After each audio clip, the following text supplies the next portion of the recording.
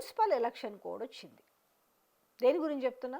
So election code వస్తుంది, election జరుగుతాయి, అసలు ఎవరికి ఎన్ని సీట్లు వస్తాయి అనే విషయాన్ని పక్కన పెడితే అసలు విషయం ఏమైంది? ఈ రైతు భరోసా, రైతు బంధు, రైతు భరోసా జనవరి 26వ తేదీ, డిసెంబర్లోనే ఇవ్వాలి. అసలు జనవరి 26వ తేదీన ఇస్తామని చెప్పారు. దానికి సంబంధించి వాళ్ళు ఇంకేందో చేస్తాము, దాన్ని కట్ చేస్తాము, ఇది చేస్తాము, శాటిలైట్ మ్యాప్ల ద్వారా చిత్రాలు తీస్తాము, అసలు ఎవరు వ్యవసాయం చేస్తారు, ఎవరు చేయట్లేదు, ఇదంతా కూడా ఏదో చెప్పారు గత నెలలు. ఆ శాటిలైట్లు మ్యాప్లు ఏమైనాయి, ఆ చిత్రాలు ఏమైనాయి, అవి తీసిరా నిజంగా ఎన్ని ఎకరాలలో వ్యవసాయం జరుగుతుంది, ఎంతమంది రైతులకు రైతు భరోసా ఇవ్వాలి, ఇస్తే ఎవరెవరికి ఇవ్వాలి, ఎన్ని ఎకరాల వారికి ఇవ్వాలి, ఇదేదో పెద్దగా మేము మ్యాపింగ్ చేస్తున్నాం అనేసి సో వ్యవసాయ శాఖ మంత్రి చెప్పారు. ఆ మ్యాపింగ్ ఎక్కడ పోయిందో, ఆ చిత్రాలు ఎక్కడ పోయినాయో, ఆ శాటిలైట్ ఎక్కడ పోయిందో తెలియదు. సో ఇప్పుడు ఏం చెప్తారు తెలుసా?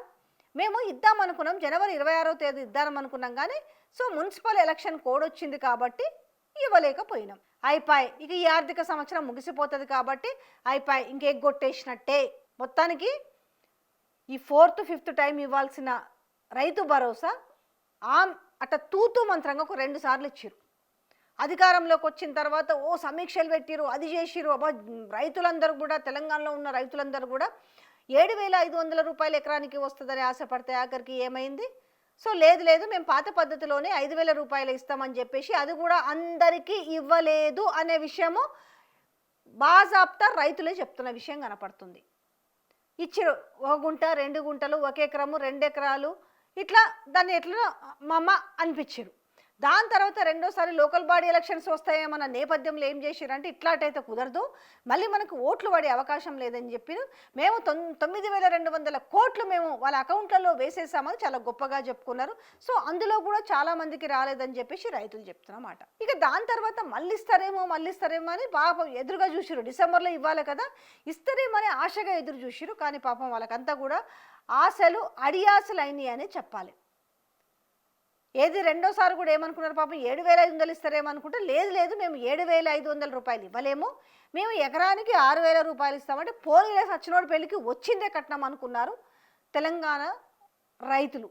అది కూడా ఏం చేశారు, 6,000కు కుదించేసారు. అయిపోయింది అది. ఇప్పుడు మళ్ళీ రైతు భరోసా కార్యక్రమానికి మళ్ళీ వచ్చి జనవరి 26వ తేదీన వేస్తారని చెప్తే అందరు కూడా పాపం సెల్ ఫోన్లలో, లేదంటే ఆ సెల్ ఫోన్లు చూసుకోలేని వాళ్ళు ఆ బ్యాంకు దగ్గరికి వెళ్ళి పడ్డదా, మాకు పడ్డదా, మీకు పడ్డదా, మీకు వచ్చిందా, లేకపోతే నాకు ఒక్కడికే రాలేదా అని ప్రతిరోజు కూడా ఎంక్వైరీ చేసుకునే పరిస్థితి వచ్చింది. తీరా చూస్తే ఏంటంటే ఇంకా అయిపోయి ఇప్పుడు ఎలక్షన్ షెడ్యూల్ వచ్చింది కాబట్టి ఫిబ్రవరి 11న ఎలక్షన్స్, 13న కౌంటింగు. సో ఇదంతా అయిపోయిన తర్వాత రాముడెవరో రంగడెవడో అన్నట్టుగా మళ్ళీ అంటే ఓవరాల్గా ఈ ఆఫ్టర్ మున్సిపల్ ఎలక్షన్ తర్వాత అసలు టోటల్గా ఈ రైతు బంధు అంటే మీన్స్ పాత ప్రభుత్వంలో రైతు బంధు, ఇప్పుడు వీళ్ళు తెచ్చిన కొత్త పథకం రైతు భరోసా, పాతదానికి కొత్త పేరు. సో ఈ రైతు భరోసాని కూడా పూర్తిగా ఎత్తేసే కార్యక్రమంలో ఉన్నట్టుగా సమాచారం అందుతుంది. ఎందుకంటే ఈరోజు రైతులకు కూడా నమ్మకం పోయింది. ఇక వీళ్ళు ఎట్లాగూ ఇవ్వరు అనేసి అలవాటు పడిపోతారులే వీళ్ళు అనుకుంటున్నారు. ఎందుకంటే మనం చెప్తారు కదా, మా పాలన నచ్చింది, మా ప్రజాపాలన నచ్చింది, అందుకే మాకు 66% సర్పంచ్ సీట్లు కట్టపెట్టిరు అని చెప్పుకుంటున్నారు. ఇక ఇప్పుడు కూడా ఏంది, మేము ఇచ్చినా ఇవ్వకపోయినా భయానికో భక్తికో ఓటేస్తారు. అంటే మా పాలన నచ్చే కదా వీళ్ళు ఓటేస్తారు, మేము సంక్షేమ పథకాలు ఇవ్వకున్నా కూడా మాకు ఓట్లేస్తారు కదా అనే ఒక ఫిక్స్డ్కి వచ్చిరు వాళ్ళు. రేపు కనుక మీరు ఇట్లనే ఈ మున్సిపల్ ఎలక్షన్స్లో సరే ఇవంటే సర్పంచ్ ఎలక్షన్స్ అంటే పార్టీ సింబల్ మీద నడిచేవి కాదు కాబట్టి చల్తా మా మద్దతుదారులు మీ మద్దతుదారులు అనుకుంటూ గడిచిపోయింది. కానీ ఇప్పుడు మీకు అవకాశం చూపించుకోవడానికి మీ ముందుకు వచ్చింది, మళ్ళీ మీకు అవకాశం, చాయిస్ మీ దాంట్లోనే ఉంది. మీరు కనుక ఏమోలే వేసేద్దాము వెనకో ముందో ఇవ్వకపోతారా అనుకుంటే వేసే సమస్యే లేదు. ఎందుకంటే మా పాలన నచ్చింది, మేము రైతు భరోసా ఇవ్వకున్నా వేస్తారు, మేము కళ్యాణ లక్ష్మి తులం బంగారం ఇవ్వకున్నా వేస్తారు, మేము పెన్షన్లు పెంచకున్నా వేస్తారు, పెన్షన్లు ఇవ్వకున్నా వేస్తారు, ఉద్యోగాలు ఇవ్వకున్నా వేస్తారు. ఇట్లా చాంతాడంత లిస్ట్ ఉంది. మహిళలకు 2,500 ఇవ్వకున్నా వేస్తారు, రేపు ఉచిత కరెంట్ ఎత్తేస్తాం అయినా వేస్తారు, 400 రూపాయల గ్యాస్ సిలిండర్ ఇవ్వకపోయినా కూడా ఓటేసారు కదా మళ్ళా వేస్తారు.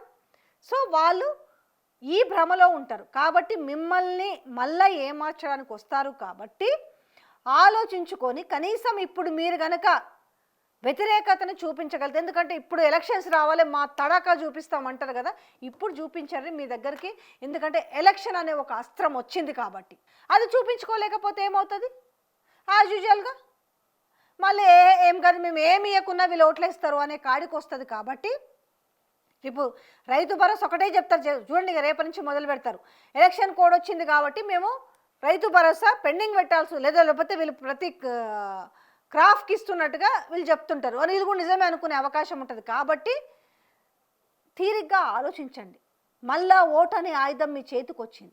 ఆయుధాన్ని ఏ రకంగా వాడాలో ఆ రకంగా వాడండి. ఎందుకంటే 7,500 రూపాయలు ఎకరానికి ఇస్తామని చెప్పి 6,000 రూపాయలు చేసినప్పుడే దాన్ని మనం గమనించుకోవాలి. రైతు భరోసా అవసరం లేదు, బోనస్ ఇస్తే చాలంటున్నారు అనేసి అదొక పాయింట్ లేవదీసిరు. బోనస్ వచ్చేసరికి అన్ని వడ్లకు కాదు, కేవలం సన్న వడ్లకు మాత్రమే బోనస్ ఇస్తామన్నారు. ఎంత బోనస్ ఎవరికి వచ్చింది, ఎంత రైతు భరోసా ఎవరికి వచ్చింది, ఎంత రైతు బంధు ఎవరికి వచ్చిందని మీకైతే తెలుసు కదా. ఎవరు ఏ ముచ్చట్లు చెప్పాల్సినంత అవసరం లేదు కదా, మీ ఖాతాలో పడ్డాయి కాబట్టి అది మీకు తెలుసు. కాబట్టి బాగా యాది కుంచుకొని ఈసారి అడుగు వేసేటప్పుడు అంటే మీ చేతిలో ఉంది. మాకు అవకాశం వస్తే అని మాట్లాడుతున్నారు కదా, ఏ ఊర్లోకి పోయినా కూడా అంటారు మాకు అవకాశం రావాలి కానీ మేము చూపిస్తామంటారు.